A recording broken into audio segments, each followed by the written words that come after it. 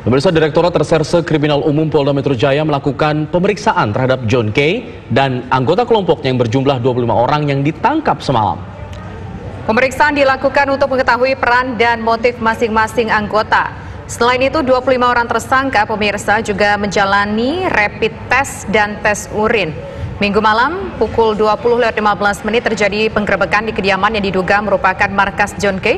di perumahan Taman Titian Indah, Medan Satria, Bekasi. Penggerebekan ini merupakan pengembangan kasus penganiayaan di perumahan Green Lake City, Tangerang, dan pembacokan di Cengkareng, Jakarta Barat yang memakan 1 korban jiwa. Penangkapan disertai alat bukti yang kuat seperti 28 buah tombak, 24 senjata tajam, dan 17 handphone. Polisi sudah menetapkan 30 orang tersangka atas kasus penyerangan tersebut.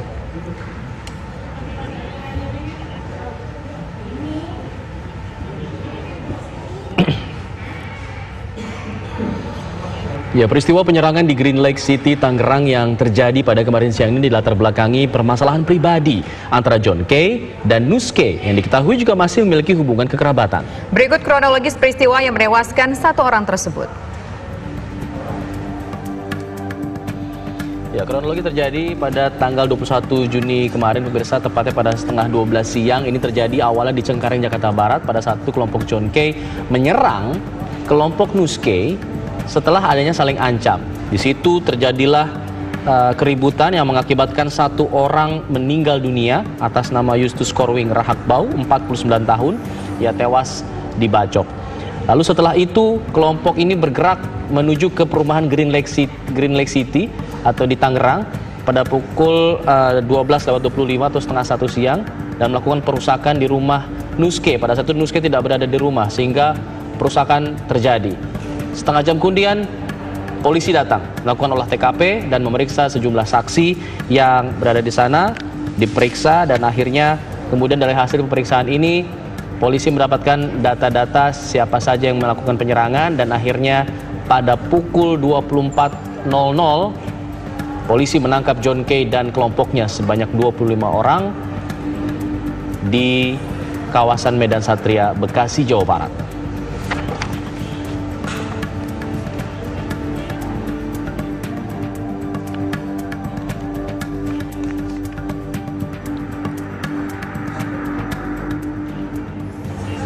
Lalu bagaimana kondisi terkini usai insiden penyerangan? Kita akan bergabung bersama rekan kami dari reporter TV One Rusdi Muslim yang berada di Cipondoh, Tangerang.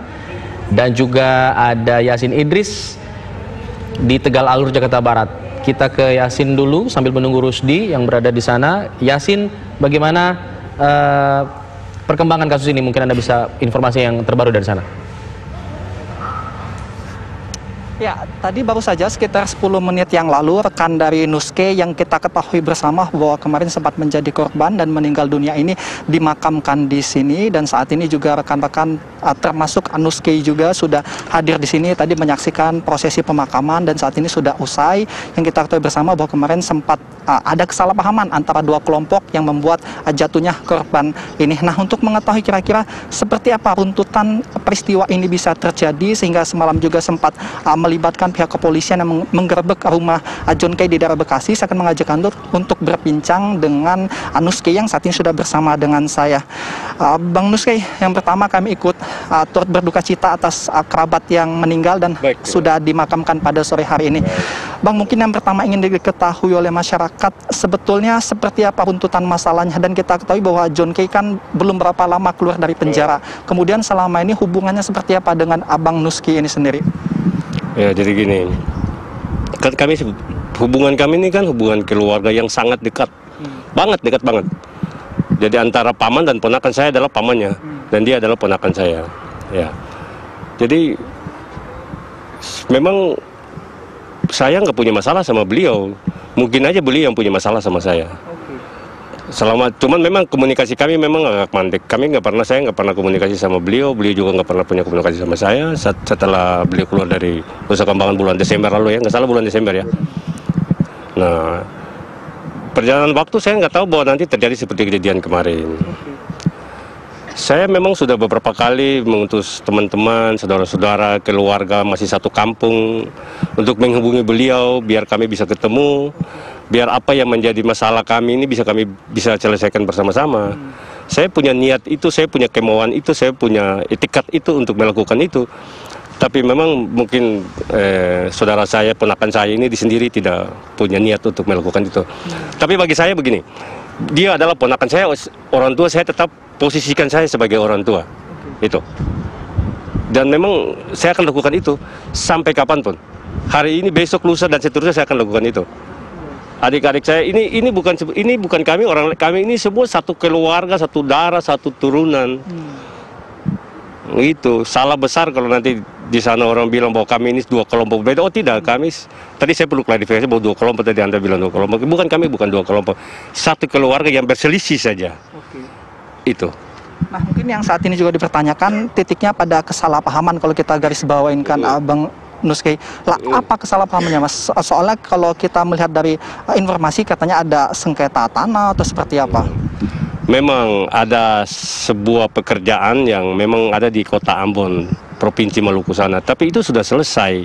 Yang berkaitan dengan tanah memang sudah selesai. Cuma karena memang tidak ada kesabaran antara ponakan saya ini, jadi akhirnya jadi seperti kemarin. Sebetulnya nggak ada masalah sih. Masalah yang itu nggak ada. Itu. Oke. Kemudian kalau kita tarik ke belakang, untuk keruntutan peristiwa kan terjadi rekan Bang Nuskay sama dengan rekan John Kay. Lah, ini apakah diketahui juga oleh pamannya dan juga John Kay pada saat peristiwa itu terjadi? Apa bahkan ada perintah atau seperti apa? Enggak, itu saya nggak tahu karena kan saya dalam posisi yang memang diserang itu. Tapi saya nggak tahu lah seperti itu. Tapi saya berharap ke depan jangan ada lagi seperti itu. Semoga ini kemarin itu jadi hari terakhir. Kami kubur bersama-sama dengan ponakan saya yang sekarang kami kubur Erwin. Semoga ke depan jangan terulang lagi.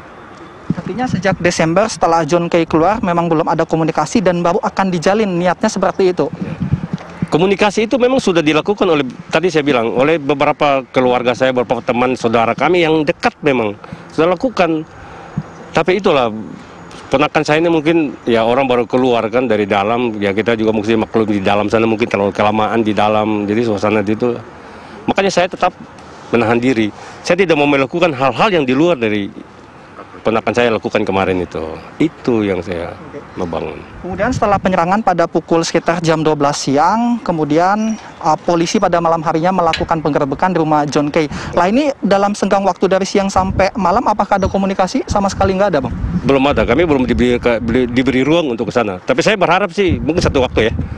Satu waktu mungkin bisa ada ke situ. Mungkin lewat pihak kepolisian. Saya berharap sih. Karena saya posisikan diri sebagai orang tua. Paman. Itu yang saya akan posisikan. Kami punya filsafat, orang Kay itu punya filsafat begini. Ain. Butan meheni ngifun, manutan meheni telur. Ini kami ini satu kesatuan ini, satu yang tidak bisa dilepas pisahkan. Itu kami orang Kay. Saya pikir suku lain tidak punya filsafat seperti itu. Kami punya itu dan itu sangat mengikat kami. Nah ini makanya tadi dari awal saya bilang ini cuma mungkin karena emosi, egonya ponakan saya dan egonya saya. Saya mungkin masih bisa kontrol ego saya, tapi ponakan saya tidak bisa ego. Saya juga memahami, memaklumi karena dia mungkin juga baru keluar. Saya berharap sih kemarin sih dari wawancaranya itu dia bisa berubah, tapi lah sudah terjadi. Saya tetap selalu berdoa, saya percaya sama Tuhan satu ketika dia akan berubah. Dan dia akan kembali ke jalan yang benar. Dan kalau kita tarik ke belakang juga, sempat pada saat di penjara, John Kay juga pernah wawancara dengan salah satu media juga. Dia mengatakan akan kembali bertaubat, setelah pulang akan kembali kepada keluarganya. Lah, itu apakah melihat sikap itu pada John Kay, Bang Nuskay sendiri? Itu yang tadi saya bilang. Kami waktu dia keluar kan semua orang berharap seperti itu. Tapi ternyata sudah terjadi kemarin. Makanya ke depan saya berdoa. Saya nggak tahu, saya, keluarga saya, kami semua yang ada di sini, kita semua yang ada di sini berdoa, meminta supaya ke depan jangan ada lagi terjadi seperti begini. Inilah terakhir. Karena ini membuat malu, membuka aib kami. Kami tidak mau lagi ini akan terjadi. Saya garansi itu. Saya sebagai orang tua di sini, pamannya dia, saya akan lakukan itu. Bang Nuskay, kalau saya garis bawahi dari sisi Bang Nuskay sendiri kan sudah menjamin untuk tidak ada lagi pertikaian. Nah, kemudian dari sisi John Kay sendiri, kalau kita katakan track recordnya memang banyak sahabat-sahabatnya. Lain untuk menghentikan, mencegah supaya tidak terjadi lagi penyerangan atau bentuk pertikaian lainnya seperti apa? Itu yang tadi saya bilang, saya selalu berdoa, saya berharap supaya kejadian kemarin itu jadi akhir dari sebuah rencana besar yang mungkin ada di dalam pikiran dia. Itu. Kalau untuk menghentikan mungkin dari teman-teman dari John Kay sendiri supaya tidak ada lagi entah balas dendam lah katanya atau melakukan tindakan lainnya seperti apa? Apakah akan berkomunikasi? Kak, saya pikir untuk ada yang adik-adiknya, saudara-saudara saya yang lain yang tidak ikut terlibat kemarin itu supaya lakukan hal itu, saya pikir itu tidak. Saya akan berusaha ke depan, saya akan berusaha untuk melakukan sebuah rekonsiliasi, kalau bisa, untuk mendamaikan semua kami orang Kay yang ada di Maluku, yang ada di Jakarta. Kami orang Kay yang ada di Jakarta. Karena saya pegang pada dasar filsafat kami tadi itu, Wut dan Meheni ngefun manut dan Meheni telur itu yang akan saya pegang. Itu yang karena saya pegang itu makanya saya akan lakukan itu. Satu lagi, apakah sudah ada diminta keterangan oleh pihak kepolisian sejauh ini? Oh iya, pasti. Karena sudah ada melakukan keterangan pihak kepolisian, baru kan ponakan saya ditangkap. Sudah dari kemarin. Oke, baik. Terima kasih banyak Bang Nuskay informasinya untuk pemirsa TV One. Semoga setelah ini peristiwanya juga selesai, tentunya dapat menemui jalan keluar. Ya pemirsa, itu tadi perbincangan sedikit dengan Nuskay yang menjadi paman ataupun adalah paman dari John Kay, di mana kita ketahui bahwa komitmennya untuk segera menyelesaikan permasalahan antara keluarga ini. Sementara itu kembali ke studio. Baik, terima kasih Yasin Idris dari Tegal Alur, dan selanjutnya kita menuju ke Tangerang. Pemirsa, ada rekan kami Rusdi Muslim di sana, tampaknya berada di depan perumahan yang tempat di mana kemarin kediaman dari Nuskay ini diserang. Silakan Rusdi.